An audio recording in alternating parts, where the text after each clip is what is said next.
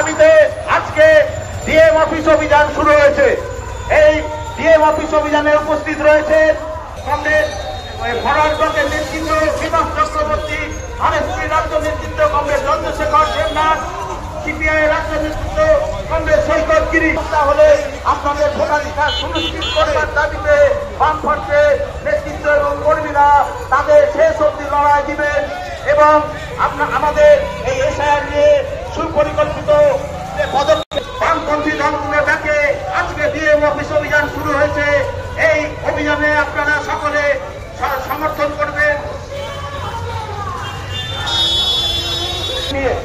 BJP এবং তৃণমূল যে অযথা গোটা রাজ্য জুড়ে আতঙ্কের পরিবেশ তৈরি করছে, সেই আতঙ্কের পরিবেশ তৈরি করার বিরুদ্ধে নির্বাচন কমিশনের রাজনৈতিক প্রভাবযুক্ত নিরপেক্ষ আমাদেরকে সহায়তা করুন।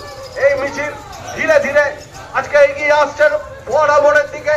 আপনারা উপস্থিত আছেন রাজ্য নেতা কমরেড সৈকত গিরি, উপস্থিত আছেন রাজ্য নেতা কমরেড মলয় তিওয়ারি।